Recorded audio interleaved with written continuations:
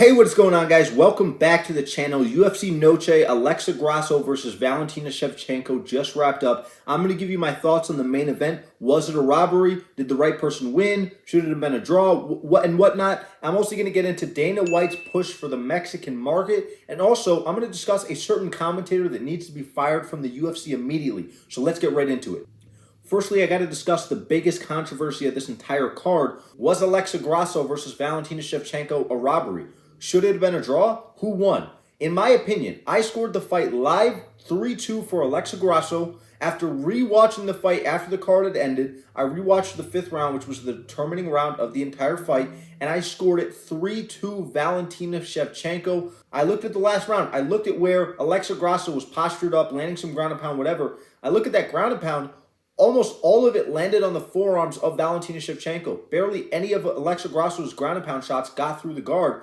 Her rear naked choke attempt was not in at all. And there just wasn't a lot of like, oh, the fight's about to be stopped here moments. Now, that's not to say that Valentina Shevchenko was doing a good job of defending herself or anything like that. It was very strange to see, and I'm going to get into this later in the video, but Valentina Shevchenko showed almost no urgency on the ground with Alexa Grasso. I don't know what she was doing. Valentina Shevchenko looked like a dead body. She looked like she had fallen asleep on the canvas. Now, the reason I'm not mad about this, even though I picked Valentina Shevchenko to win, and I just told you guys I thought she won the fight 3-2 upon rewatching it. One, I do not want to go back to the Valentina Shevchenko title reign. It was atrocious. The last few fights have been absolutely terrible. The only finish she got was, I believe, against Lauren Murphy. And MMA Joey put this perfectly. Lauren Murphy, when I see Lauren Murphy's face, it's like you walk out of a gas station and there's just some like old homeless lady sitting there going, "You got a cigarette? Can I get a cigarette? You got a cigarette on you?" You know what I mean? That's what she looked. She looks like a homeless janitor for like a middle school. You know what I mean? She looks like that janitor after hours. You're at school at, maybe you broke into school at 8 p.m. and you're kind of sneaking around your old high school and you see Lauren Murphy walking around. The second reason I'm not mad about this decision is because this fight was an excellent fight. This fight was absolutely amazing. It delivered, and it over-delivered, in my opinion. I did not expect the fight to be this exciting, and it was an excellent, excellent, excellent fight that I believe anyone could enjoy. The third reason I'm not mad about this fight is because it was a coin flip decision. This fight could go either way depending on who you ask. You could ask one person, they say Alexa Grasso. You ask the person standing next to them, they say Valentina Shevchenko. You ask the person next to them, maybe it's Mike Bell, he says 50-45 Alexa Grasso. You know what I mean? It depends on who you ask. And because of that, I'm not worked up over it. You see, the word robbery in MMA has been thrown around so much, it's been watered down so severely that it essentially has no meaning anymore. Robbery describes a fight that is a very clear victor that is almost unanimously agreed upon, and still the opposing fighter gets the victory. That is a robbery. Was this a robbery? Does this fight sound like what I just described? Absolutely not. If you're saying otherwise, you are brain dead. You are an idiot. It is completely out of the question. This fight was not a robbery in the slightest. The fourth and final reason why I do not care that this fight was ruled a draw, even though I thought that Valentina Shevchenko won the fight 3-2, is because both fighters' performances were incredibly disappointing in this fight. Valentina Shevchenko showed horrible, horrible fight IQ and game planning in this fight. The whole reason why she ended up getting dropped in the second round is because she literally tried to box with Alexa Grasso. She tried to dirty box with her and ended up getting caught and dropped. There were many moments in this fight where she did not show urgency to win the fight. On top of that, she was showing a ton of success early in the first round, abusing Alexa Grasso's body with kicks, and then suddenly she just abandoned them. She abandoned the leg kicks, and she abandoned the body kicks for absolutely no reason. They were having a ton of success, and every time they landed, they sounded like a gunshot. But then she just quit. She stopped throwing them. I don't know what it was. On top of that, she went for the lowest percentage takedown in all of MMA history, the head and arm throw.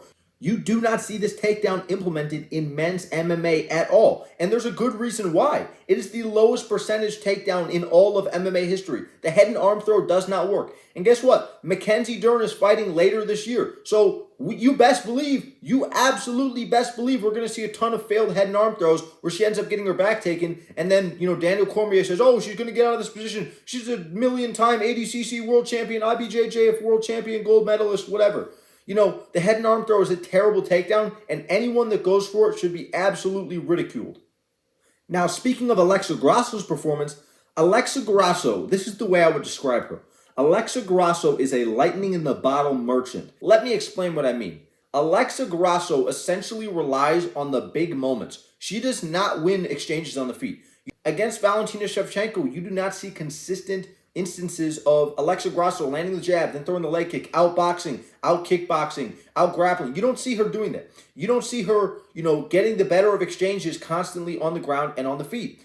What you do see is the random moment that steals around. That's the kind of stuff she relies on. I know there's an absolute army of simps out there in the MMA community. They just love when Alexa Grasso, when Mackenzie Dern, Tracy Cortez start fighting. They absolutely love it. They start pulling out their phones and taking pictures of their ass on the camera. That stuff's all weird. They start posting videos of their weigh-ins so they can see their ass in the video. That stuff's so corny. It's incel behavior, and you're an absolute loser if you do stuff like that. But to get back to my point, there's all these simps out there that hype her up to be this, championship level fighter. She's such a good fighter. She's a great champion, all this kind of stuff. If Alexa Grasso does not get gifted a massive moment in a fight, she's essentially a boring fighter. And anyone can debate me on this. Anyone can feel free to disagree with me on this point.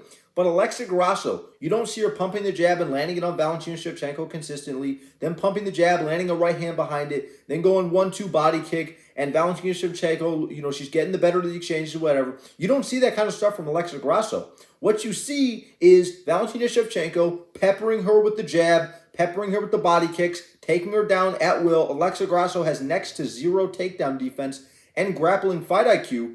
And then what you see is finally, out of nowhere, she'll just get some big back take, or she'll get some wild submission, some big knockdown punch out of nowhere, and she'll either finish the fight or she won't finish the fight, and she'll go back to just sitting there with this kind of guard looking at you, waiting for something to happen. There was an instance in this fight where Alexa Grasso literally went for a rolling leg lock in an MMA fight. She went for a rolling leg lock in an MMA fight. The last person I saw do this, and don't get me wrong, I'm sure many fighters have done this recently, but the last person I remember doing this was Ciryl Gane against Francis Ngannou. Francis Ngannou has a standing rear body lock. They're standing up, and Ciryl Gane tries to go for a rolling leg lock, fails it, and Francis ends up on top. The exact same thing happened with Valentina Shevchenko. Going for a rolling leg lock in MMA is among the stupidest things you can possibly do, and if that's something you're doing in a fight, it means that it's something you drilled in the training room, which means Alexa Grasso's coach needs to be fired immediately.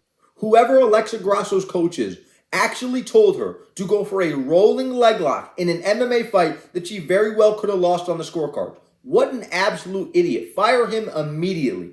The second to last thing I want to discuss in this fight is Dana White's push towards the Mexican market.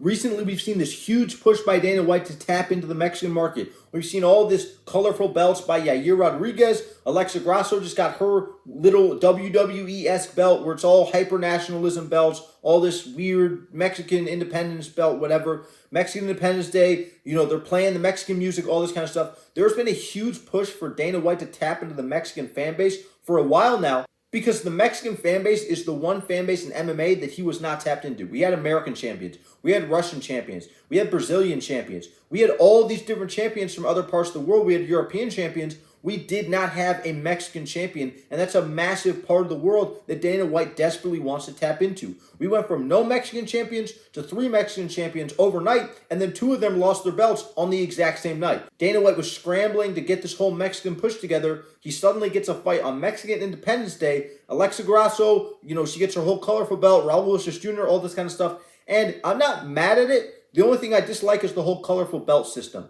and the fact that Dana White's pretending like he actually cares about all this Mexican stuff. It's all for money. Dana White only cares about money. I guarantee you he does not give 2 craps about any Mexican people or any Mexican fighters. All he cares about is if the views and the pay-per-views come in. That's all he cares about.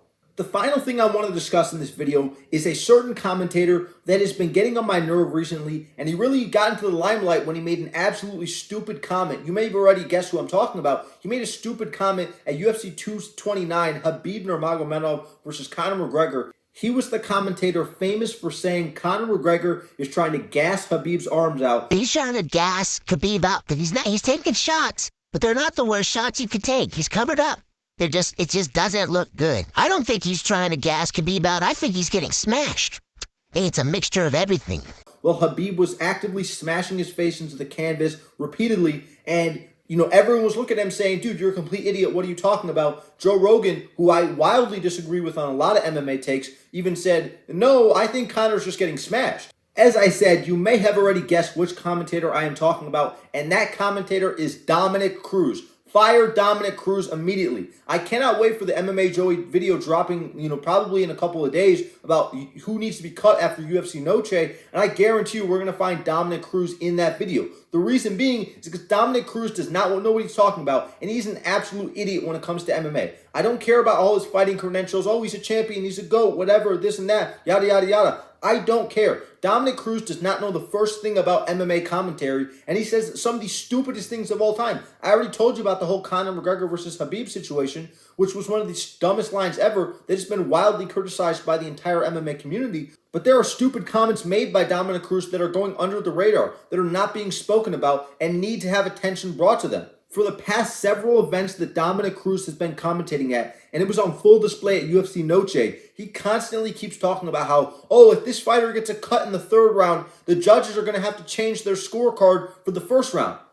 Dominic Cruz is an absolute idiot. That is one of the stupidest things I've ever heard in my entire life, and you can find many clips of him throughout the pay-per-view, throughout the event, talking about, oh, if this fighter gets a cut in the first round, it's probably going to affect the scoring in the third round, or if this fighter gets a knockdown in the second round, the first round scorecards are going to have to be revised and changed. That's essentially what he's alluding to. If you get a cut in the third round, that the first round scorecards are going to be altered by the judges. That is one of the stupidest things I've ever heard in my entire life, and he does not understand that fights are scored round to round. I truly believe that Marlon Chito Vera took this man's soul. He truly took part of this man's brain, and this man cannot think properly. This man is an absolute idiot. He does not know what he's talking about. And maybe it's because he was terrified of a guy like Aljamain Sterling overtaking him on the GOAT list. Maybe that's suddenly why he's acting like a complete idiot on live television. And when he says stuff like that, it sways the audience's opinion. The majority of MMA fans are absolute casuals that don't know the first thing about any fighter. They don't watch prelim fights. They only watch the main event. And when they see comments made like that, that suddenly becomes part of their ideology and part of their thought process. They don't know all the intricate rules of MMA. They don't know all this stuff. They just hear Joe Rogan say, oh, steel cups have really changed the game. And then they're having a beer with Bill and they go, oh yeah, steel cups have really changed the game. They just repeat whatever they say. So when stuff like this gets said, it severely sways the MMA community, and that's why I'm so mad about it. That's why I always hate when there's these, incompetent commentators at the booth, like, Michael Bisping, like Joe Rogan, like Dominic Cruz, constantly bringing up this absolute brain-dead talking point. Let me know what you guys think down below in the comment sections. Leave a like, subscribe. Don't forget to turn on notifications so you don't miss another upload, and I will see you guys in the next one. Subscribe to Jerry MMA.